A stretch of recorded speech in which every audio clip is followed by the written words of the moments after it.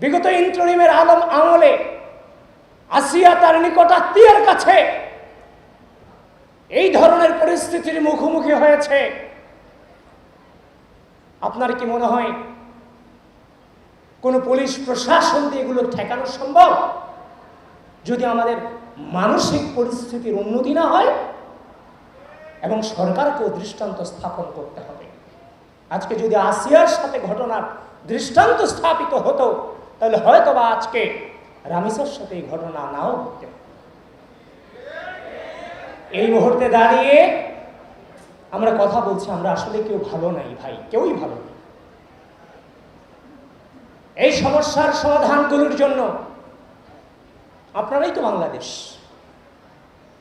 বাংলাদেশ গণপ্রজাতন্ত্রী বাংলাদেশ, এটা কাগজে কলমে, কিন্তু সেটার প্রতিনিধিত্ব কারা করে কথা বলতে হবে।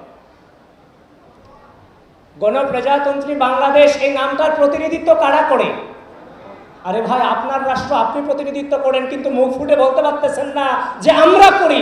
আপনারা কি দেশের লোক না? গণপ্রজাতন্ত্রী বাংলাদেশ কারা প্রতিনিধিত্ব করে?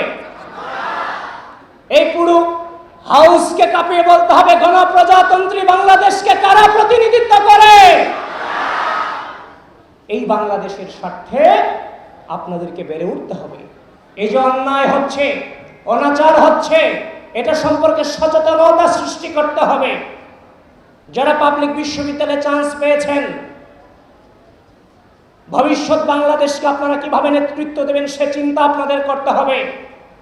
যারা এখনো পর্যন্ত বিশ্ববিদ্যালয়ের গণ্ডিতে পৌঁছাননি, ক্যান্ডিডেট হিসেবে আসেন, চেষ্টা করে যাচ্ছেন, 24/7 ঘুম, খাওয়া, ইবাদত ছাড়া প্রতিটা মুহূর্তে পড়ার টেবিলের সাথে সম্পৃক্ত থাকতে হবে।